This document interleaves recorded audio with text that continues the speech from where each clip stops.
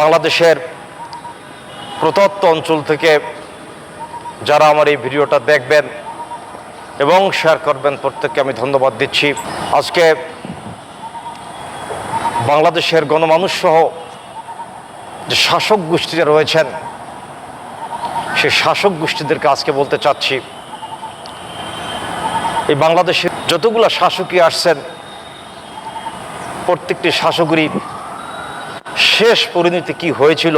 আজকে কেউ বাংলাদেশে অপরাধ করলে বা অপরাধজনক কোনো কার্যক্রম করলে আবার 2 বছর পর বা 3 বছর পর তারা এই অপরাধকে ভুলে বাংলাদেশের মানুষ আবার স্বাভাবিকভাবে তাকে নিয়ে যায়।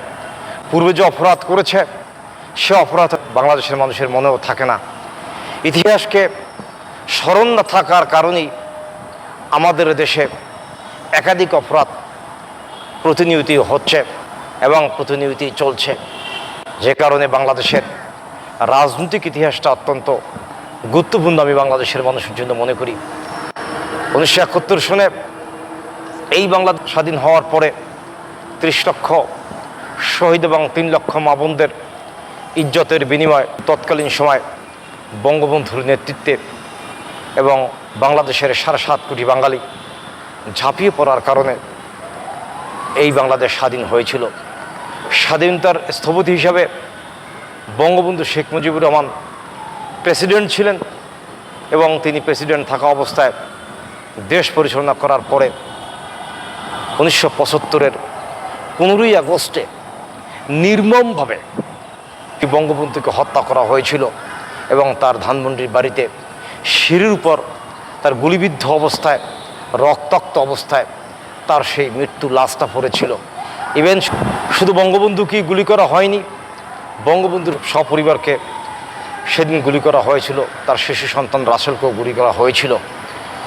এটা হলো স্বাধীনতার স্থপতি সেই বঙ্গবন্ধু শাসকের জীবনের শেষ সমাধির কথা।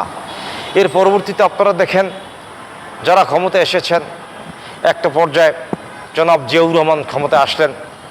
সেই জিয়াউর রহমান সাহেবের কিন্তু কয়েক বছর দেশ পরিচালনা করার পরে তাকে গুলি করে হত্যা করা হয়েছিল এবং তার লাশটিও ঝাড়ঝা করে ফেলেছিল এবং রক্তাক্ত লাশ এবং রক্তে মাখা লাশ এই ঢাকা সিটিতে এনে পরবর্তীতে তাকে দাফন করা হয়েছিল।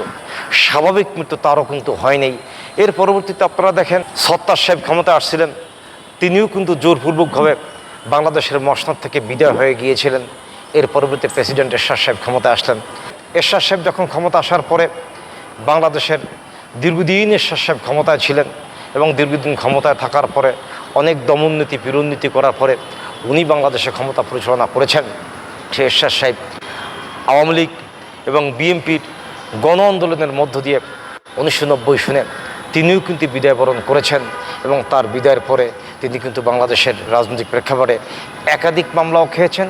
দীর্ঘ 6 থেকে 7 বছর এরশাদ সাহেব কিন্তু জেলের ঘানেটিয়েছেন এবং তার শেষ জীবন কিন্তু সে জেলের ভয়তেই তিনি আতঙ্কিত সবসময় ছিলেন। এর পরবর্তীতে আপনারা দেখেন বিএনপির শাসনের পরে আওয়ামী লীগ সরকার ক্ষমতা আসলেন 1996 সনে। আমাদের সাবেক প্রধানমন্ত্রী জননেত্রী শেখ হাসিনা 2002 সালে আবার দেখেন বিএনপি ক্ষমতা আসলেন। বিএনপির যিনি ভারপ্রাপ্ত চেয়ারম্যান সাহেব জনাব তারেক রহমান সাহেব 11-এর সময় গ্রেপ্তার হলেন এবং গ্রেপ্তারের পরে তিনিও কিন্তু পুলিশ টর্চার হইলেন, দীর্ঘদিন জেল খাটলেন, দেশ থেকে বিতাড়িত হলেন। তার গায়েও কিন্তু বাংলাদেশের ইতিহাসের সে 2004 সালের গ্রেনেড হামলা এবং 10 ট্রাক অস্ত্রের যে বিষয় ছিলেন, বিভিন্ন বিষয়ে কিন্তু তার বিষয় নিয়েও বাংলাদেশের পত্রপত্রিকা মিডিয়া আসছেন এবং মামলা মকদ্দমা আসছেন।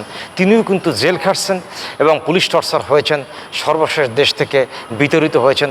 এর পরবর্তীতে আবার দেখেন এই বাংলাদেশের প্রেক্ষাপটে সাবেক প্রধানমন্ত্রী জননেত্রী শেখ হাসিনা ক্ষমতা আসলেন। তিনি বাংলাদেশে 16 বছর শাসন করলেন। তার শাসনের পরে 5ই আগস্টে তিনি পতন করলেন। অর্থাৎ আমি আপনাদেরকে আমার এই বক্তব্য দিয়ে বুঝাইতে চেষ্টা করেছি, বঙ্গবন্ধু থেকে শুরু করে এ পর্যন্ত যারা শাসকের দায়িত্ব পালন করেছেন কেউই স্বাভাবিকভাবে মৃত্যুবরণ করেন নাই এবং প্রকৃত শাসকরা কিন্তু তারা কিন্তু মানুষের হাতে গুলিবিদ্ধ হয়েছেন এবং পুলিশ টর্চারও হয়েছেন, জেলও খেটেছেন। কেউ জেল না খেটে কিন্তু যেতে পারেন নাই এবং স্বাভাবিকভাবেও যাইতে পারেন নাই। কিন্তু আজকের এই প্রেক্ষাপটে আমি অন্তর্বর্তীকালীন সরকার প্রধানকে শুধু এই কথাটাই বলতে চাচ্ছি, মাননীয় সরকার প্রধান, আপনার এই শাসনামলে বাংলাদেশের প্রত্যন্ত অঞ্চলে যে খুন, জখম, হত্যা, মার্ডার, লুটতরাজ বিভিন্ন পর্যায়ে যে ধরনের ক্রিমিনাল অফেন্স চলছে, আপনি এই ক্রিমিনাল অফেন্স সম্পর্কে সজাগ থাকার জন্য আপনাকে উদ্যোক্ত আহ্বান করছি। আপনার এই শাসন আমল হলেন বাংলাদেশ স্বাধীনতা যুদ্ধের পর থেকে নিম্নমানের শাসন কার্য আপনি পরিচালনা করছেন। আপনার এই শাসন কার্য অবস্থায় কিন্তু আইন শৃঙ্খলার বাংলাদেশে বেশি অবনতি ঘটছে। আমি আপনাকে স্মরণ করে দিতে চাচ্ছি, পূর্বের শাসকরা যেভাবে মৃত্যুবরণ করেছেন বা তাদের শেষ পরিণতি কোন অবস্থায় হয়েছেন, আমরা আশা করি না আপনার শেষ পরিণতি তাদের মতো হোক বা ওই শাসকদের মতো হোক, এটা আমরা আশা করি না। আমরা আশা করছি যে আপনি আপনার শাসন কার্য সুষ্ঠুভাবে পরিচালনা করে এবং গৌরব নিয়ে আপনি বিদায় হন। কিন্তু আপনাকে পূর্বের শাসন কার্য স্মরণ করার জন্য উদ্যোক্ত আহ্বান করে আমি আমার সংক্ষিপ্ত বক্তব্য শেষ করছি। ধন্যবাদ আপনার সকলকে। সুস্থ থাকবেন।